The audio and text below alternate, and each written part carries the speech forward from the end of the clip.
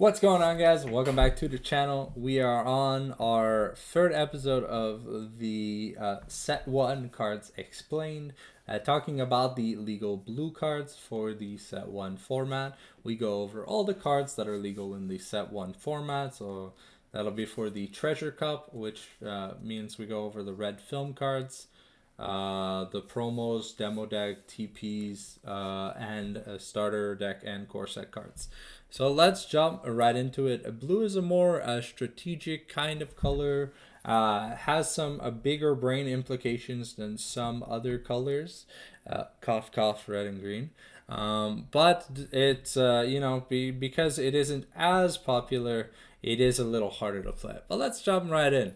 So you'll see what I mean with effects like these. We have the one cost Perona. She has counter. And she has on play, look at top 5 cards from the top of your deck and return them to the top or bottom in any order. So you can only choose to put them either on top or on the bottom, but it allows you to understand what you'll be drawing. And if you're using the Doflamingo leader, what you'll be special summoning by using the leader effect to play the rested cards. We got Daz Bones. He's my bad. We got Trafalgar Law, and he's a one cost blocker from the starter deck. These two are definitely, I believe, Farida 4-ofs in all blue decks. Buggy's a one drop vanilla, who's sadly pretty dog shit. Desert Spada sees some play in Crocodile or Doflamingo. It is a one cost counter that has the effect your leader or up to one of your character gains 2k during this battle. Then you look at the top 3 and stack it either on top or the bottom. The trigger effect is you draw 2, discard 1. So that is a pretty nice trigger effect. And sometimes it can be a useful counter effect if you haven't already set up with Perona or Doflamingo 3-drop. And Baroque Works is, you look at top 5, it's an event card, one cost. Look at top 5, add a Baroque Works type card other than Baroque Works to your hand. So it's a generic searcher. Then we go into the 2-drops. We've got Alvida, a 2k counter. I feel like this is a 4-of in every deck that has blue just because it's 2k counter, really good. Her effect is with 1 down when attacking, you may trash 1 card from your hand. Return up to one of your opponent's character cards with 3 or less to the hand. So blue's theme often is to bounce cards. And bouncing against some colors is pretty decent. Against other colors, not so good. And then we got the Bellamy, the vanilla 2 cost. Pretty bad. I would not play it. We also have Monet, who's a vanilla, which is pretty bad, and I wouldn't play it. But she looks nice at least. And his t-shirt says happy, so maybe she makes you happy when you play her. We got Daz Bones. He's got a unique effect. So, with 1 done during your turn, if your leader has the Baroque work type in his like in his character trait or whatever for the leader, this character gains 1k power for every 2 event cards in your trash. So far, the only Baroque work leader is Crocodile and blue purple Crocodile. So I mean, maybe playable in blue purple Crocodile. I don't think it's playable in regular Crocodile though. We have the 3 costs, Mr. Bone Clay. It's got 4k power, but he's got 2k counter, so always useful. With Fun Dawn, look at top 5 cards when when attacking with Fun Dawn, at least Fun Dawn. Look at top 5 cards from your deck. Reveal up to 1 Baroque Works event card and add it to your hand. The Baroque Works type cards, so any event card that has like see here, Jesus, there you go, Baroque Works here, as you see for officer agents. So you'd be able to add that, or I believe you can add yeah, you can only add this, or I believe like a 1-drop. Then we got the Mr. Free or Galdino on play. If your leader has the Baroque Works type, up to one of your opponent's characters with cost of 4 or less cannot attack until your opponent's next end of turn. I believe it sees some play in Crocodile. It looks decent. This is OP2, OP2. This Vanilla Jimbei is pretty dog shit. This Bartholomew Kuma has Perona's effect where on play you look top 3, well it's top 3 so it's like Desert Spada, and you return them to the top or bottom and trigger, you play this card. I think this card sees some play. It looks decent, and it's only 2 costs to rearrange. but sadly does not have any counters, so it feels like a dead card in hand. Overheat is a great card versus bad players. Why? Because with Overheat's effect, your leader or one of your characters gains 4K during the battle. Then you return one active character of 3 or less back to the hand, to its owner's hand. So you can bounce your own stuff, but to bounce your opponent's stuff, they have to be swinging in the bad order. For example, they play like a 3-drop, and then they swing the leader, and then they'd swing with a 3-drop, like in red or whatever. Like they play Zoro, swing with the leader, and then you swing with Zoro. But I think if you play the battle card, you'd have to swing with the battle card first. But if not, it can help you balance your own Perona, your other stuff. So it's not the worst card, but it's not the best card. I prefer Love Beam, which we are gonna get to. And we got Officer Agents. It's a counter that you play up to one Baroque Works type character card from your hand with a cost of 3 or less. That's not bad. I don't know if it's played in Crocodile, but it looks okay. I mean, it's after blocker step, so you can't use it to like block a hit, but maybe you can use it to play the Galdino and stop an extra character from being able to attack. So it seems interesting at best. And then we've got we've got Frostpat Cannon from the starter deck. It's a 2-cost counter. It returns up to one character that's 3 or less to its owner's hand. So this is Overheat that doesn't give power, but it bounces a character. So I believe if you bounce a character off the field, it negates the attack because it's no longer on the field to attack. But we have the best 2-drop in blue that I believe is Love Beam. It's a counter that your leader or one of your characters gains 4K. Then you draw a card if you have 3 or less cards in hand, which in tight scenarios will always be the case. I just really like this card. It's pretty damn good. Let's get into the free drops. We got Smiley. So he's got 1K power. It looks weak, but with 1 Dawn on him during your turn, this character gains 1K power for each card in your hand. It's not that bad, but it's a pretty bad card. Do not play this card. Doflamingo. This guy's a 4 of. And oh wow, we covered Bon Clay when he was a 3-drop. Raw. Okay, I'm sorry. It's just they have the word, the letter, the number 3 in their name, so I thought. My bad, guys. But this Doflamingo is Perona's effect, where you look top 5 of your deck and stack them on top or bottom. It's a nice blocker. I definitely think it's a 4 of. Then we got this Miss Al Sunday or Nico Robin, if you know her now.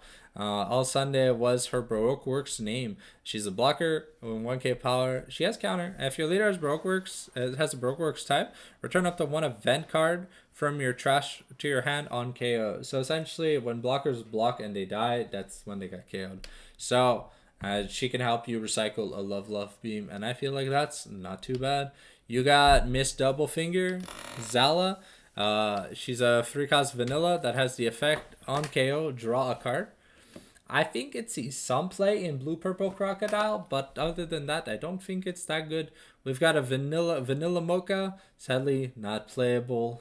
Nope.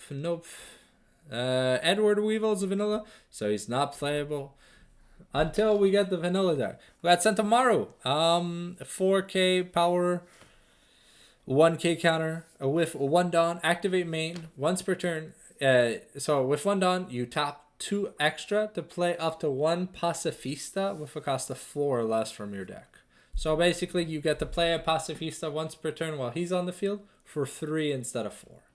So, and it shuffles your deck. So if you've had like bad top, or you like look at your top deck and it's not really good, you can use Sentamaru and get more cards out of it.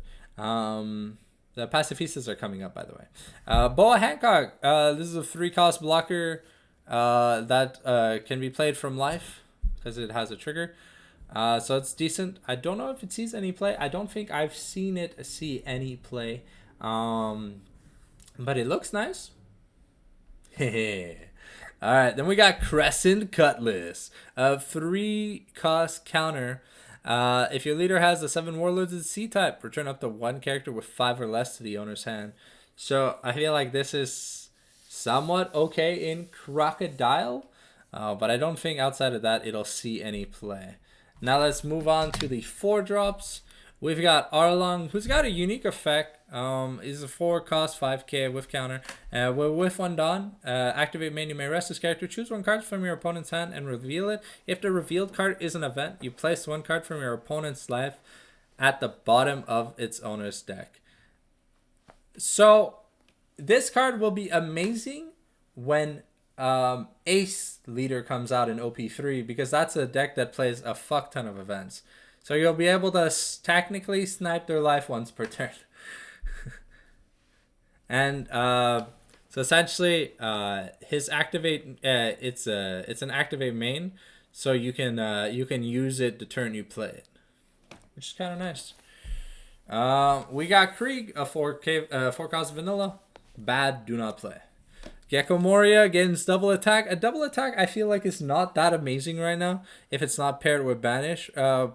But I mean, he's a tutorable and recyclable card, so maybe he might see some play. Caesar searches a Smiley card. I think Smiley is the Smiley is that I think it's that 3-drop, right? Yeah, Smiley is this thing. So, I mean, I guess if you want to play them, you got to play them together, because that's the whole point of playing Caesar Clown. Jinbei has the on-play. Sadly, he has no counter, but he has the on-play that you place a cost 3 or less at the bottom of its owner's deck, and trigger, you play this card. It's overall not a bad card, but I don't believe it sees much play just due to the fact that it's a 4 cost to remove a 3 or less. That our boy Marshall D. Teach does technically a better job of. We'll go into it in just a bit. Right now we have Bartholomew Kuma. And you will see, as with Santamaro, he is one of the cards that has effects with he has abilities with pacifistas. So he's a 5k blocker. With on KO, you play a pacifista with cost of 4 or less from your hand, and we have 2 different kinds of pacifistas currently. We have this pacifista that you can play an unlimited amount. You may have more than 4 copies of this card in your deck. It's a 5k blocker. Sadly, it doesn't have any counter, but it's playable by both Santamaro and Bartholomew Kuma. So I believe if you are playing any pacifistas, you are playing either Kuma or Santamaro, or a mix of both. Bo Hancock, by far one of the better blue cards in the set, probably the best blue card in the set. Waifus represent. So she's a 5k blocker, but she has the effect when blocking and when on block and when attacking with a Dawn. She draws a card if there are 5 or less cards in your hand. Amazing card. And then we move all the way down to this 5k Crocodile. For 1 Dawn, he gains blocker. I don't believe he sees any play, but Boa definitely sees at least 3 to 4 copies in every deck. I think it's 4 copies in every deck. Crocodile doesn't see much play. And you see they abbreviated. If the titles are too long, they abbreviate the Baroque works to BW. You got Gecko Moria, a really good card. I believe it's 4 of in both Crocodile and Doflamingo. But on play, you add a 7 Warlords or Friller Bark Pirates type card with cost 4 less from your trash to your hand. So because Doflamingo can play from the top of your deck, technically sometimes you can cheat this guy out for 3 Dawns instead of 4. And it helps you recycle cards. Mihawk is a 2k counter. And it's 7 Warlords of the Sea. Doflamingo loves 7 Warlords of the Seas. So if you're playing Doflamingo or Crocodile, I believe you play this at 4 because it has 2k counter. This is a pacifista. It's a 4 cost 6k. So it's a vanilla, but because of the interactions that you can cheat it out or get it out without actually paying its cost, it sees play. I believe a few copies per deck. And then this is Marshall D. Teach. So he's a 4 cost 4k with 1k counter. On play, you balance a 3 or less. Because he's a 7 Warlords of the Sea, he can be played for 3 using Doflamingo. And that's pretty decent. And then we got Sabless, which bounces a 7 or less to the hand. I don't believe this sees much play, though, I'll be honest. I don't even think Crocodile players play this. Maybe it's a niche one of. Maybe. Big maybe. Now let's go to the 5 drops. Let's see, we already don't have much. We got Virgo, 5k vanilla. He actually sees some play because it helps you in the green and purple matchups. And he's sadly not searchable, but 7k power is a nice baseline. We got the 5k crocodile, 6k crocodile that has blocker, and if he blocks with 1 Dawn or more, you place up to 1 character with a cost of 2 or less to the bottom of this owner's deck. So I guess it can help you versus small decks like the new Zoro deck that's coming out soon. We'll definitely find this card annoying. Then let's go to our 6 drops. We've got the Promo Laws, the only card that's legal in this set. It's a 7k, and on play, if your opponent has 6 or more cards in their hand, add 1 of your opponent's life to their hand. So basically, if they have a lot of cards in hand, you just slap this, they lose a life, which can be pretty decent. For 7 drop, we got 2 cards. First of all, we got my boy that I call Event Crocodile. So 7 cost 7k with 1k counter, and he has a 7 Warlords and a Baroque Words card, but with 1 Dawn. Blue event cards in your hand cost 1 less to play. So you play him in Crocodile, I believe. I don't believe you play him in Doflamingo, because I think Crocodile plays more event cards than Doflamingo. But it's nice. It makes your Love Beam cost 1, your Desert Spada costs 0, and your Salbless costs like 3. So Don Quixote do Flamingo on 7 cost 7k, no counter. On play, return up to a 1 character cost card, 1 character with a cost of 7 or less to its owner's hand. And let's see, do we have an 8 drop? No, but we have 1 9 drop, and that is the last blue card we'll be going over, and it is the legendary Dracula Mihawk. It is not searchable because we don't have a 7 Warlords as a C starter. Not yet. We are getting some. We are getting 1 in OP2. But on play, place up to 1 of your place up to 1 character with cost of 7 or less at the bottom of its owner's deck. So funnily enough, you can return your own cards. So be careful while using this on the simulator. Do not accidentally click your own card, because you can spin it back yourself. But other than that, he is a really good removal tool and a good late game pressure tool that blue has access to. I believe it sees play in both decks. Anyways, I hope you guys enjoyed this video. For blue, we just have purple left to do, and then we will be moving on to the set 2 analysis as we get ready for the set 2 release. Thank you guys for watching, and we'll see you next